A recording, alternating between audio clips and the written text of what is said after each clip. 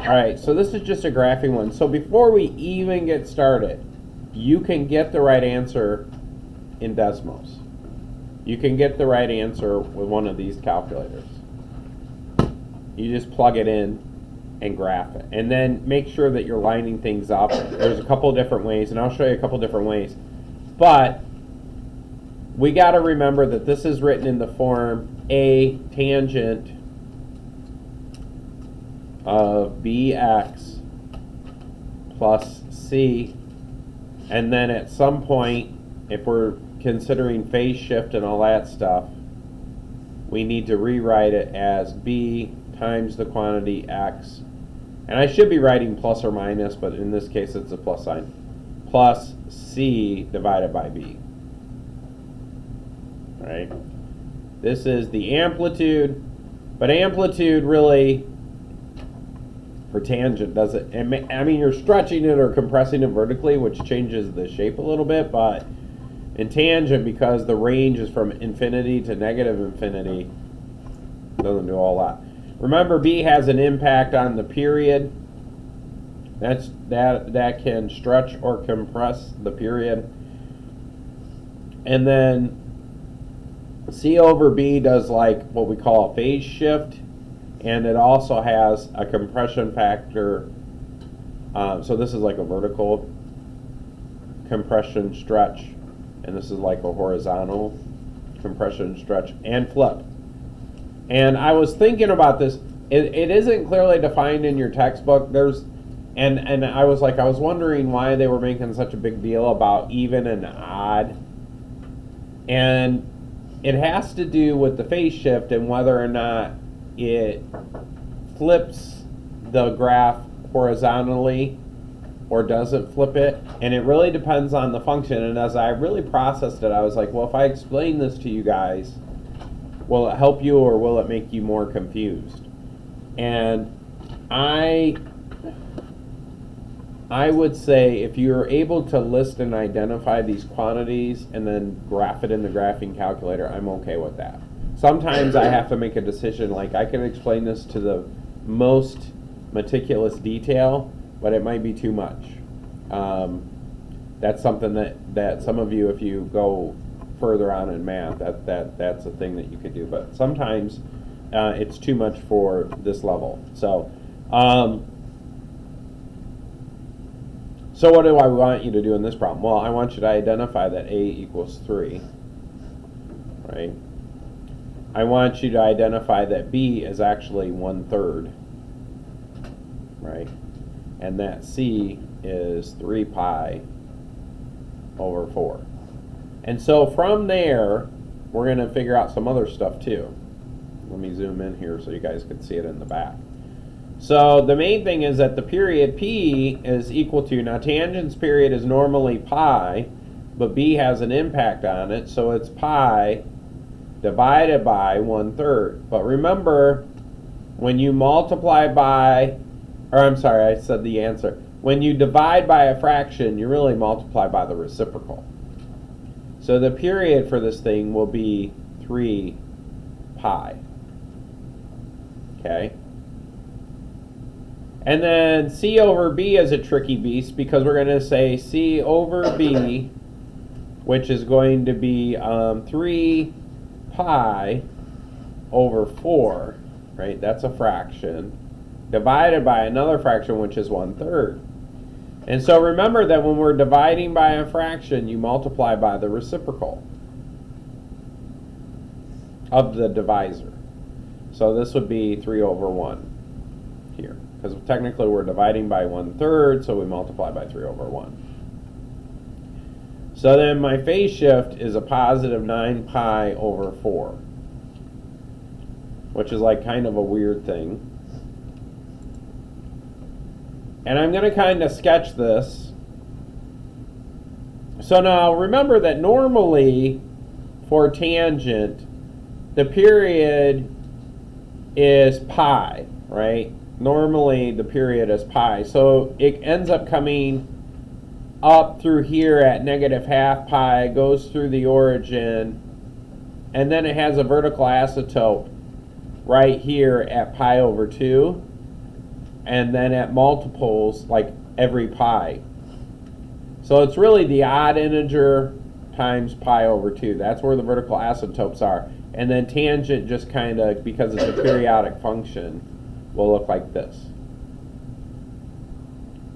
Now this amplitude of 1/3 makes it skinnier, so it kind of, instead of looking like this, which is how it normally looks, it'll look more like this.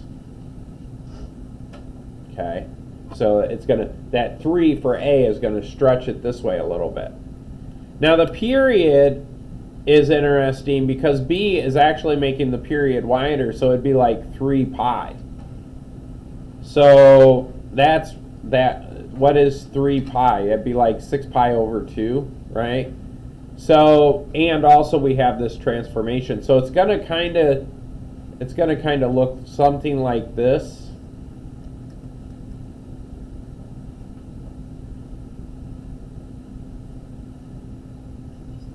And then it's going to do the same thing way over here. So way, way, way over here, probably around 5 pi. And it's just going to kind of go like this. Now that's kind of hard to kind of visualize in your head. So at this point, though, if you write down all this information, right, you just plug it into Desmos. And so what I want you to see is that when you change those numbers, it does have an impact on the graph.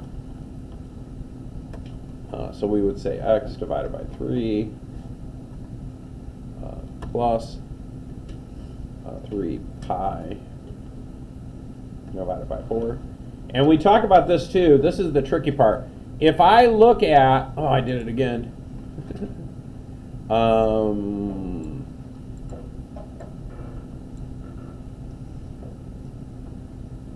Yeah, this is the one. The tricky part is knowing where to draw the graph, right? So if, I didn't want my face to be big like that. The tricky part, I notice that they're counting by pi over 2. So I can easily go into Desmos, and I'm going to make sure that I'm in radian mode. But for my x-axis, I want to count by pi over 2. Okay? Then I also notice on my graph, it starts at like negative pi over 2 and goes to like 10 pi over 2. So I'll put that in there too. So I'm on my x-axis, I'm going to say negative pi for pi over 2. And then over here, I'm going to say 10 pi over 2. And now my graph kind of looks like theirs. All right? And I notice, yes? I thought it was 3 tangent, not just tangent. Oh yeah, I forgot the 3. And watch what happens. This is what the 3 does. See how it's kind of close to the x-axis? It's just going to stretch it. So when I type in 3, bloop. See what it does there? Okay. Well, that's good. Thank you. I almost made a mistake there. And so this is where it's going to cross. So, and then also, you guys don't know this, but the x-intercepts occur at, I think, 2 pi and 5 pi.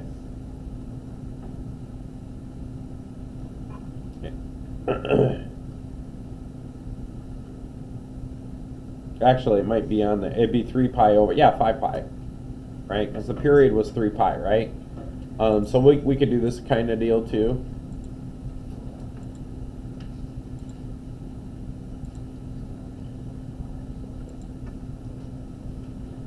So let me take a screenshot of that.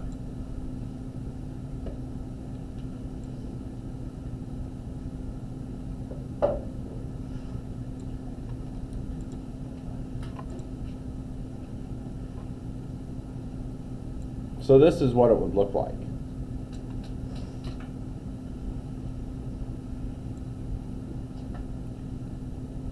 And so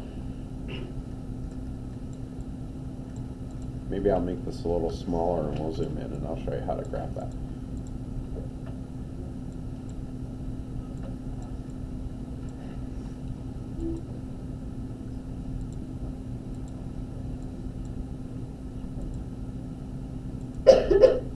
So I'm just going to slide this over here. And so where did that cross at? 3 pi over 4, which is halfway between half pi. So about here. This is where it crossed at, and between 7 and 4 pi. So it crosses here. Then we've got our vertical asymptote at 2 pi.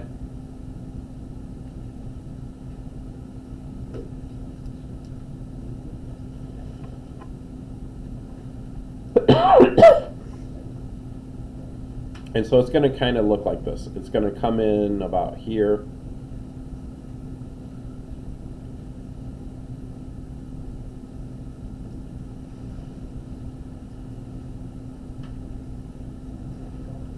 Now, when you do this on the computer, though, it'll automatically, like you stretch it, right? You click on the dots and you stretch it. That's kind of how you do it. Any questions on that one? So don't panic if you're not quite sure how to do it, because at the end of the day, you could plug it into Desmos. Just make sure you don't forget something, right? Yes? How do you get, like, on the graph to have, like, pi instead of numbers? On the x-axis? Yeah. Oh, I could show you again. So what you do is you go over here. So there's two things. One is I want it to count by a certain number. That's called the step. Okay? And so the step is, what do I want to count by on the x-axis? And so I noticed that in the original graph it said pi over 2, pi, 3 pi over 2, 2 pi, 5 pi. So it's counting by half pi, pi over 2. So in the step I did it this way. Now you can even do that on, if you have a graphing calculator. Let me show you how to do the exact same thing on this calculator. And it's in the window settings on this calculator. So you could do the exact same thing on the handheld calculator if you don't want to use Desmos. So I suppose I should show you that too.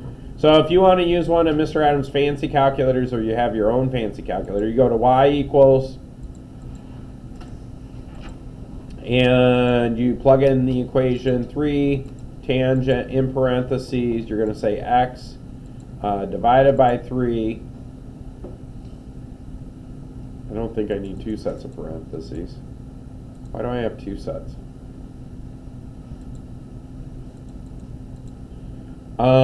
Plus 3 times pi, there's the pi key right there, divided by 4, close the parentheses, okay? So then what you do is you're going to go to, this is a little tricky, I'm going to go to table set. So I hit second table set, and this is the increment value here, and I would just say pi divided by 2. And where do I want to start? I want to start at negative pi over 2. And it converts it to a decimal, so whatever. So then also, I want to set the window. So to set the window and my x value, I would say negative, this is my minimum x value, negative pi divided by 2. And then it goes all the way to 10 pi over 2, which is the same thing that I put in Desmos. Desmos is a little easier. And that's my x value. And then I noticed that on the graph, my y minimum was negative 6. And my y maximum was positive 6. So all I'm doing is I'm going, okay, this goes from negative 6 to 6. I'm looking at the graph. It goes from positive 6 to negative 6 on the y-axis. It goes from negative pi over 2 all the way over to 10 pi over 2. And I'm just plugging that into my calculator here.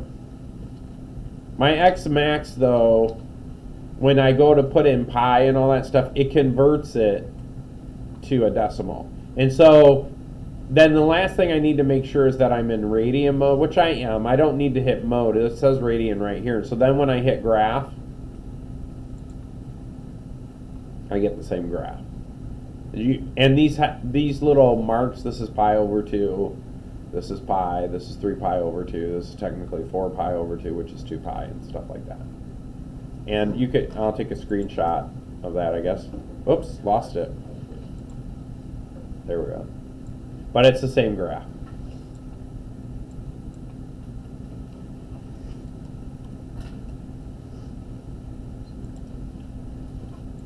That's going to have a little mark in there, yeah. But it's the same graph. Okay? Any other questions on that one?